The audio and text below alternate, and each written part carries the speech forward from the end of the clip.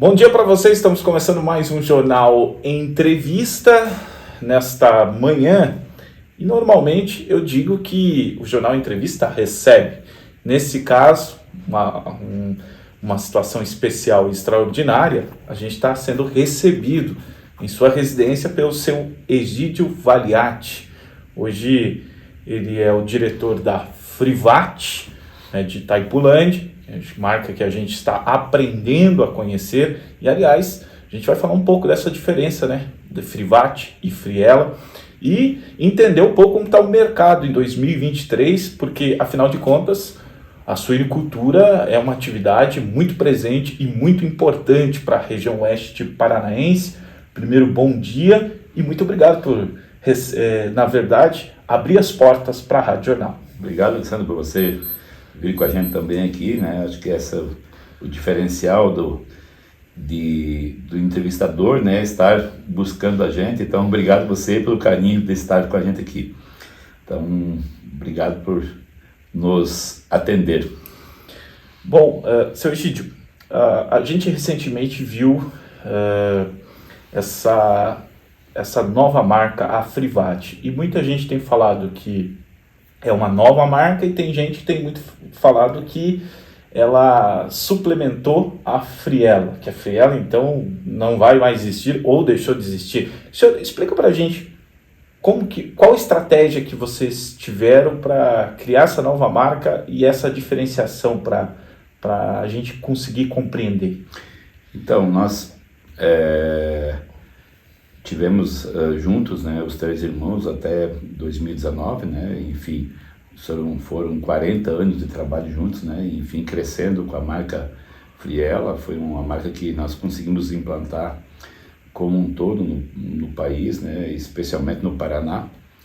E todo o seu momento chega a hora, com a perca do meu irmão em 2019, um dos sócios, então nós entendemos que, como o meu trabalho é muito mais voltado à exportação e mercado de atendimento à matéria-prima para indústrias, nós decidimos então em trazer a marca Frivat no seu devido lugar. O meu irmão ficou então com a marca Friela, uma marca que tem um trabalho bacana, muito interessante durante muitos dos anos. Ele é muito focado na produção de embutidos, ou seja, industrializados. Então é uma marca muito focada ao consumidor direto, então ele ficou com isso, mérito da família dele, uma coisa bacana de entendimento que houve entre nós, pela história que tem, por ele ser mais velho e, enfim, por estar sempre muito encantado com esse mundo dos industrializados e dos embutidos.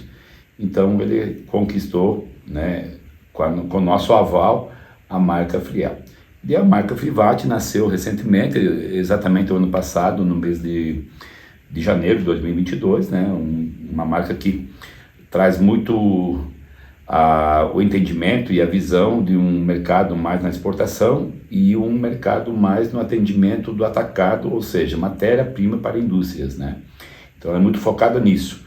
Ela não se envolve com industrializados, enfim, salgados e processados, E essa linha ficou justamente com a marca Friela, que é onde o meu irmão consegue atender e com certeza vai atender por muito tempo ainda. Então, são focos diferentes que as empresas tomaram, São linhas diferentes de mercado. Então, se deu o entendimento de que cada um consegue seguir sua vida com propriedade, com êxito e com alegria de que cada um consegue se entender e olhar o futuro com mais clareza. Então ficou muito claro, são duas marcas. São duas marcas, hoje, na região, hoje a Frivat está situada em Itaipulândia, no município de Itaipulândia. Tem um abate de 4.000 animais dia, gera 1.650 empregos, diretos, A marca Friela está em São Miguel do Iguaçu e Medianeira, onde nós começamos, E então também com os funcionários e, enfim, todo esse trabalho que não é de hoje, são 40 anos, né, nessa marca Friello. Então são marcas independentes, cada um com o seu caminho. Bom, e a Frivat, para as pessoas entenderem, que produtos saem agora da Frivat? Hoje o mercado da Frivat, como eu disse, é muito focada em matéria-prima, né? Então o nosso foco hoje é atender as agroindústrias brasileiras, né? Enfim, nós temos lá um pneu muito no atacado, né? Ou seja, um pneu íntegro, porém sem osso, uma paleta sem osso, uma barriga sem osso, muito para as indústrias processarem, né? Essa é a visão da Frivat. Então nós temos muito pouco mercado ao varejo, ou seja, você vai enxergar muito pouco produtos da Frivat no varejo, né? Ou seja, nós não somos empresa de varejo, e sim empresa do atacado. Atendemos em escala, né, maior escala, e focamos muito forte o atendimento à matéria-prima para as indústrias, ou seja, para a indústria e também para a exportação. Hoje a Frivat está muito focada na exportação, nós crescemos muito em 2022 na exportação, e o nosso foco também é 2023 continuar crescendo, né? E a meta para 2024, nós não vamos abrir mão disso, né? E nós entendemos que a exportação, ela, além de ser uma oportunidade, nós enxergamos o mundo, né? Então isso acaba nos trazendo maiores possibilidades, né? Não desmerecendo o Brasil, mas o Brasil é um grande produtor, né? Quando eu entendo que é um grande produtor, eu tenho matéria-prima em abundância, né? E quando olho o mundo, eu tenho várias possibilidades, né? Mas aí você daqui a pouco me coloca, mas Egídio, mas quais são os países? O Brasil hoje vem numa força muito grande, né, de habilitações para países novos, né? Isso gera oportunidade para nós que exportamos, né? Então, o Brasil, a nível de mundo, hoje está caminhando, está engatinhando. Tem muita oportunidade para crescer. Então, a Frivat enxerga isso como oportunidade e vai continuar enxergando, né? Nós crescemos muito, nós crescemos em torno de 150% de 2021 para 2022, né? E queremos crescer também em 2023, e é um projeto que nós deveremos continuá-lo para os próximos anos. É interessante nesse aspecto falar de crescimento e exportação, porque a gente viu pouco tempo a Cooperativa Lar focada com frango, né? E aí a gente teve um pouquinho mais desse contato direto para ouvir falar em exportação. Quando se fala em suinocultura, isso aqui eu nem estou comentando de momento, mas é aquela informação que às vezes ela chega e a gente acaba não desenvolvendo ela. Então a gente tem a oportunidade de estar com o senhor aqui para clarear a gente nesse sentido. A gente tem uma grande produção de suinicultores na Ásia, né? A China com um projeto de produção vertical, né? Que é até curioso, né? Ver prédios com suínos. Como que você vê o Brasil nesse mercado, disputando espaço de mercado? Ele tem hoje, me parece que uma porta muito aberta e uma oportunidade muito grande. Hoje, acho que está muito claro, né, para o Brasil como um todo, aí, o agro tem crescido como um todo, né? É uma coisa assim maravilhosa. Nós temos em abundância uma coisa que o mundo talvez não tenha tanta oportunidade, é os grãos, né? Hoje o agro produz grãos assim numa abundância e num crescimento que chega a ser assustador, né? Incrível, né? Os números, os milhões de toneladas se multiplicam ano após ano, uma coisa maravilhosa. Então, nós temos isso como a graça de dizer assim, olha, onde temos milho, temos farelo, temos, enfim, grão de modo geral, temos condição de criar o frango, o leite, o suíno. Então, acho que nós precisamos nos apropriar disso e olhar isso como uma oportunidade, né? Não estou dizendo que uma China, um país asiático como China ou qualquer outro país asiático não tenha produção. Eles têm produção. Tem produção também. Porém, a quantidade de consumo ou a necessidade, hoje a China tem 1 bilhão e 400 milhões de pessoas, o que eles produzem é muito pouco, né? E o Brasil, por ser um país com uma dimensão enorme e uma população grande, mas ao mesmo tempo não se compara com a China, por exemplo, com 200 e poucos milhões, mas nós temos uma produção muito maior que eles. Então, isso para nós gera como oportunidade. Ou seja, o difícil para você criar uma ave, um suíno, enfim, é a matéria-prima, né? E nós temos matéria-prima. O agro tem sido um crescimento maravilhoso aí em produção, e esse olhar que nós estamos enxergando. Se temos matéria-primas, temos milho, temos farelo, temos soja, enfim, podemos criar, né? Temos um Brasil com uma sanidade muito boa, né? O Estado como um todo tem sido muito presente em dar ao país condições sanitárias, né? E nós só conseguimos exportar se nós tivermos segurança alimentar, ou seja, se temos controle sanitário. E o Brasil hoje está muito bem, né? O mapa, de um modo geral, os estados, de um modo geral, tem dado uma atenção muito forte, né? As empresas, as cooperativas, enfim, as grandes empresas têm também se policiado, têm criado segurança alimentar, né? Isso é muito importante para nós exportarmos. Então, nós, Feivate, temos hoje um sistema vertical, né? Tudo tem um controle de rastreabilidade, do começo ao fim, a criação é 100% própria da empresa, né? Da genética, ou seja, do sêmen, do macho até a bisavó, nós temos dentro de casa e temos condições de rastrear, né? Então isso é muito importante para a exportação, né? Porque o mundo lá fora, isso nos cobra. Fala-se muito em meio ambiente, fala-se muito, sim, bacana, acho que isso tem que preservar, tem que estar antenado, sim. Mas o que está pesando muito para o consumidor lá fora é saber se aquele produto, de fato, tem condição de rastreá-lo, né? Isso é importante. Se eu tenho condições, eu sobrevivo no mercado lá fora. Se eu não tenho condição de rastreá-lo, ou seja, que vacina foi aplicada, que tipo de medicamento aquele animal comeu, que tipo de nutrição ele teve, isso é rastreabilidade. Se eu conseguir provar para o consumidor, que é um novo modelo de consumidor, né? Um novo modelo, hoje é o jovem que quer saber o que está comendo. Não necessariamente ele tem que ser um vegetariano ou ser um vegano, não necessariamente. E sim, obrigatoriamente eu preciso dar a ele a condição de dizer assim, olha, você está comendo sim um animal, uma carne aqui, que houve sim injeção de uma droga, por exemplo, de uma vacina, porém ela foi estudada, ela foi respeitada a carência e você pode comê-la sim.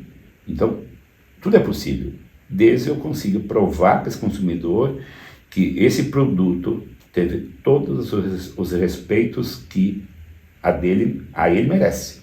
Então isso nós temos, a empresa está muito focada nisso, em dar condições a qualquer consumidor da parte do mundo em ligar para a empresa ou cobrar da empresa a que processo sofreu o animal, né? Se ele foi de fato conduzido, foi criado com condições ou não. Então isso é um foco muito forte da empresa. Bom, o senhor também comentou sobre algumas questões que envolvem diretamente ao governo, né? Que vem normativas do governo, para o meio ambiente, vem sanidade, que é uma coisa que já entendi, a suinicultura hoje ela, desde o senhor citou tecnologia de genética de animais, né? Já vem numa evolução muito grande. Hoje, para você chegar numa pocilga, você tem que tomar o banho e usar uma roupa adequada, ou seja, não é simplesmente, né? E nem todas as pessoas são permitidas, que não faz sentido fazer turismo numa pocilga, né? Então, se tem essa preocupação, por isso que o país hoje, a nossa região, principalmente a região oeste, ela tem esse sucesso na suinicultura. Mas a gente sabe que muda governo, muda filosofia, né? Para o agronegócio, vamos chegar aí a 6 meses, né? Estamos chegando nos primeiros 6 meses do ano. Como que está sendo, seu Egídio? Como que você está vendo, principalmente no sentido perspectivo?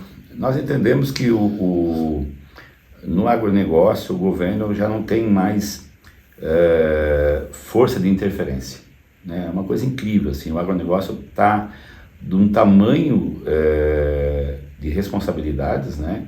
como um todo, tanto é que o PIB desse mês de maio foi salvo e foi pelo agronegócio, né? Então cresceu o Brasil num momento onde um governo de esquerda assume, e está aí a prova que o agronegócio deu sustentação. Então, o que eu enxergo assim no agronegócio? Uma independência muito forte com o passar dos últimos anos do governo. Isso é importantíssimo, né? O governo, não importa se ele é da esquerda, da direita, se é do centro, o agronegócio continua. Então, nós temos assim uma clareza a cada dia que passa que o agronegócio ele tem independência total das políticas. Isso é muito importante. Por quê? Ele não está olhando políticas internas de governo, e sim está olhando políticas internas de produção, né? Se eu posso produzir mais com qualidade, eu me torno independente, né? Porque o mundo vai precisar comer. Nós precisamos comer, mas eu preciso olhar o quê? O meu consumidor, né? O que ele precisa comer, né? Aonde ele precisa comer. E se eu começar a olhar a minha política interna, ela interfere, sim, ela interfere. Porém, o agronegócio cresceu tamanho, criou tanta independência, que hoje eu enxergo que, entre o governo que entrar, o agronegócio sobrevive. Isso é muito bacana, isso é uma história que as entidades, que fazem parte do agronegócio, cooperativas, enfim, CNA, são grandes corporações. O próprio Congresso Nacional, a bancada do agronegócio do Congresso é muito forte, defende o agronegócio, mas por quê? Porque é político? Não, por necessidade mesmo, porque de fato o mundo precisa comer. Então não pode ser misturado as coisas, né? Acho que política se trata em alguns setores onde de fato o mundo político faz parte. Mas no agronegócio, a sustentação política já está consagrada. Entre governo, saia governo, existe uma política muito forte no agronegócio. Eu entendo que, independe, o agronegócio vai continuar crescendo. Eu acho que essa perspectiva e essa posição e opinião que o senhor traz para quem está nos ouvindo no rádio, a gente está com Egídio Valiati. Aliás, ele abriu as portas da sua residência para a gente conseguir bater esse papo aqui no Jornal da Manhã. E ele é diretor da Frivat, tá? É importante esse ponto de vista porque todo o sistema, a cadeia que envolve, né? A gente está falando aqui da Frivat, mas se você pegar para carne chegar na Frivat é transporte, para ela sair é transporte. Então ali tem envolvimento das pessoas. As pessoas manipulam essa carne, né? Processam essa carne para ela sair. Então, quando você começa a contar, começa a ver, e daí que tem produtores e que outras empresas atendem esses produtores e que outras pessoas trabalham para produzir produtos para chegar a esses produtores. Então a gente vê a extensão dessa cadeia. Então se pensar em política é muito pequeno mesmo, tem que ter essa visão bem para frente. Sim. E é aquela coisa, uma hora melhor, uma hora não tão bom, mas eu acho que a demanda está suprindo mesmo, né, essa questão. E em cima disso, olhando essa cadeia, hoje, vocês têm noção de quantos empregos diretos e indiretos vocês proporcionam? Hoje, só para pegar o gancho do que você falou, né, esse elo que está muito bem amarrado, né, eu falo sempre que envolve sim, muita gente, produtores, enfim, mas esse elo eu não consigo entender ele como desligamento, muito pelo contrário, é um elo muito forte. Nós estamos envolvidos num processo, né, que o principal participante disso é o produtor, né? E ele faz parte desse elo, não é de hoje. Então ele tem alicerce, ele tem base, ele tem cultura, ele tem vocação, e ninguém consegue tirar facilmente isso dele. Então nós, como empresa, as cooperativas, as grandes empresas, elas sabem que sem o produtor não são ninguém. Então esse elo que movimenta com segurança, porque eu falo para você que não depende de políticas, né, do governo, sim o produtor estar animado. Ele tem vocação, ele tem dedicação, ele tem provado que é possível produzir. Independe, chove mais, chove menos, ele vai estar produzindo. E nós precisamos sempre olhar o Brasil como um todo. Às vezes nós temos sim região com seca, temos região com geadas, mas quando você olha o Brasil como um todo, ele é muito produtivo. Mas onde é que está a grande essência? No produtor. E o produtor transforma a cidade, transforma as indústrias, e isso não se consegue tirar facilmente politicamente, né? Ele vai continuar produzindo. Isso é muito importante. Então, essa cadeia, ela só é grande, ela é consolidada porque o produtor está consolidado. Ele sabe o que ele quer. Ele tem vocação e entende do negócio. Naturalmente, ele proporciona às indústrias, ao mercado de exportação, a geração de emprego. Então, eu sou muito convencido que o agronegócio é feito por pessoas que conhecem a arte. Tem vocação, tem amor por isso aí. Mas a consequência do resultado em cima disso é enorme, gigantesca, né? Se nós olharmos, tudo que nós temos dentro de casa, de uma forma ou de outra, sai do agro. É incrível, né? Ah, mas Egídio, a roupa sai da onde? Sai do algodão, é do agro. Então, tudo que você olhar, cara, tem influência do agro. Ou na forma da mineração, ou na forma do solo, não importa, o agro está envolvido. Então, eu entendo que o Brasil tem uma vocação muito grande, criada há muito tempo, né, por alemães, por italianos, por pessoas que vieram, de fato, para fazer isso, e está aí o resultado. Então, o Brasil se consolida muito forte, mas muito forte no agro, e isso dá a gente uma segurança muito grande. Mas só para pegar o gancho da geração de empregos, né? Então nós temos diretamente dentro da empresa em torno de 1.700 funcionários, né? Em torno de 300 produtores no campo, né? Famílias, né? 300 famílias que estão conosco, 310 famílias que estão conosco. Isso envolve as granjas, envolve crechários, envolve setores de terminações, enfim, a cadeia da empresa, ela é verticalizada, né? Então nós temos todo o circuito em nossas mãos. Quando eu falo em nossas mãos, dando segurança, não é o poder que está em jogo, e sim a segurança do produtor que está em jogo, né? Dá a ele condições de estar recebendo em dia, de ter margem de lucro, né? Isso é o sistema vertical, né? Então, se alguém é lesado financeiramente, o bonificado financeiramente é o frigorífico, que é a cadeia final. Os demais que fazem parte da cadeia, como um todo, né, o PLs, crechários, terminações, produtores, estão garantidos. Esse é um sistema que a Frivat adotou, o sistema vertical, garantindo todos antes que chegue o animal no frigorífico.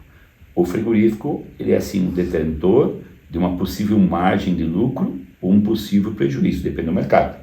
Porém, até o animal chegar no frigorífico, ele garante que todos os participantes do ciclo estejam bem financeiramente. Dá para usar um exemplo bem simples para a gente entender melhor o que significa o peso disso na cadeia do leite, né? Que não tem essa estabilidade, né? É verdade. Isso é muito irregular, né? Às vezes o produtor pega um inverno, por exemplo, ele acaba recebendo uma margem melhor no leite, aí chega no verão, essa margem some, é muito inconstante, né? É muito inseguro. Tanto é que se nós olharmos no macro, a nível de região, percebemos que o nível de pessoas que trabalham com vacas leiteiras acabou caindo. Né? Não sei te informar um número, porque não é nosso setor, mas a gente percebe que... Por quê? Porque é um setor difícil, né, de coordenar, de trabalhar. O produtor precisa trabalhar de domingo a domingo, ou de segunda a segunda, Natal, Páscoa, Dia das Mães, ele precisa trabalhar. Ou seja, a vaca precisa ser ordenhada. Então, e ao mesmo tempo é um setor que tem descontinuado, especialmente o social, o pequeno produtor, ele tem ficado fora do circuito. Diferente que a suinicultura, né, e a própria avicultura, ela gera oportunidade para o pequeno produtor, porque ele recebe lá no nosso modelo, no caso do nosso modelo, que é o sistema de integração, ele recebe a ração, recebe o animal, recebe o medicamento, recebe a área técnica, então ele tem uma garantia. O que ele entra? É com a mão de obra e a estrutura. Ele sabe que se minimamente ele trabalhar dentro das condições, no final do lote ele terá sim resultados. Isso é muito importante. É segurança de campo, né? Então não é só nós que fizemos isso, né? As cooperativas também fazem isso muito bem. É dar ao produtor a segurança que ele minimamente vai receber aquele resultado, que seja isso de fato dignamente retribuído, né? E as empresas têm feito isso. Então o circuito hoje do suíno e das aves a nível da região está muito bem. Agora sim, para a gente finalizar, seu Egídio, que aula para a gente, né? Uma oportunidade de a gente entender na prática realmente esse conceito hoje da suinicultura, que está muito tecnificado, o suinicultor hoje ele pode dizer que ele é profissional, né, na área, porque o nível que se trabalha é dessa forma, que senão não tem resultado. Vem a Frivat, quais os próximos planos da Frivat?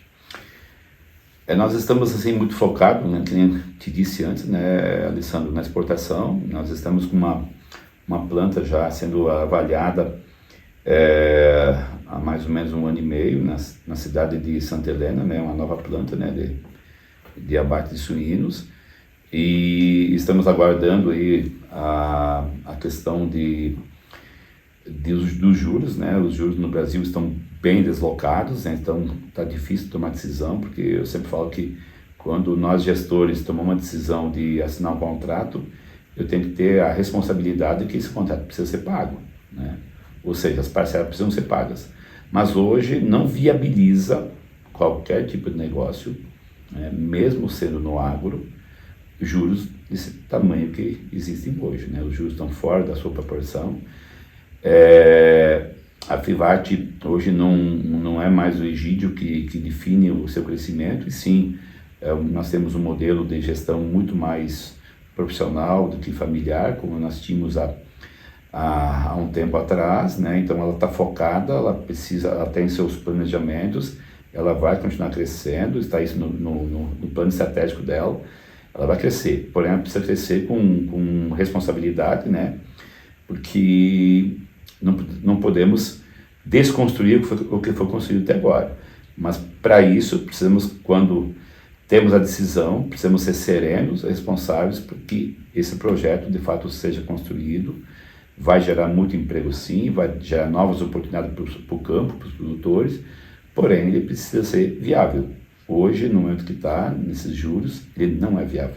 Então nós estamos usando um pouco de cautela, mas com certeza nos próximos meses aí, se o Estado, ou seja, o governo fizer parte dele, a Frivat vai estar começando uma nova unidade no município de Santa Helena. Para capacidade? Hoje nós abatemos 4.000 em Itapulândia, em 2 turnos. Nós vamos ter uma capacidade de um abate de 4.800 animais para 1 turno em Santa Helena, né? O segundo turno, claro que isso vai se dar com o tempo, né? É um projeto que está sendo projetado até 2030. No segundo turno é para 9.600 animais, né? Então é um projeto muito, muito interessante, porém é o que nos cabe, né? Não podemos, né? De novo, não é mais o Egídio que projeta, e sim é um contexto de pessoas que fazem isso, né? E a nossa obrigação hoje é gerar emprego, gerar condições para a região. O que eu enxergo na região hoje, que nós temos uma região muito, muito, muito especial em termos de produtores com vocação, né? Uma vocação fantástica em cima, né, dessa linha de suínos e aves, e nós não podemos perder essa oportunidade, né? Então a nossa região ela é vocação para isso, e nós queremos olhar isso como vocação. Então, e a empresa não pode parar, né? Nós geramos oportunidades, né? Acho que para a comunidade como um todo, e ela precisa olhar que ela precisa continuar crescendo, né? Então eu sou mais um que faz parte do circuito, porém as decisões tomadas e planejadas elas vão ser executadas, porém no seu momento certo, com serenidade e com responsabilidade. Conversamos no Jornal da Manhã entrevista com o Egídio Valiati, diretor da Frivat. Nosso muito obrigado. Obrigado a vocês pela oportunidade, né, a todos os ouvintes, né, da rádio, né, por estarmos participando desse momento especial para nós. Gratos, né, por vocês estarem nos procurando, e estamos juntos, né, inseridos nesse grande negócio do agro e felizes, né? Eu sempre falo que as pessoas que fazem agro, de um modo geral, pode ser hoje dizer assim que nós somos realizados, né? Porque o que aconteceu e o que acontece, especialmente no nosso oeste do Paraná aqui, é uma coisa ímpar, né? Se nós olharmos, nós temos hoje, a nível de suínos e aves, se nós pegarmos só o oeste do Paraná, só o oeste, é a região que mais concentra aves e suínos no mundo. Se nós pegarmos só o oeste do Paraná, ou seja, Cascavel, Toledo e pegar Palotina, essa região que une o oeste mesmo, o pequeno oeste, digamos assim, nós temos uma região fantástica, a maior produtora de aves e suínos do mundo, né? Quando nós abrimos o Paraná todo, aí não, né? Mas para você ver, né, Alessandro, o potencial que o oeste do Paraná tem. Então, o que aconteceu nos últimos anos aqui, e vai acontecer muito mais nos próximos anos, o oeste do Paraná é uma preciosidade, sabe? Uma preciosidade. Então, quem está aqui pode sim se realizar, tem emprego sobrando, tem riqueza sobrando, tem oportunidade sobrando. Então, as pessoas que estão aqui não conseguem dizer que aqui não se gera oportunidade. Aqui sim, se gera muita oportunidade. Então, o oeste do Paraná é um presente para o mundo todo, sabe? Quem está aqui pode dizer que é muito feliz.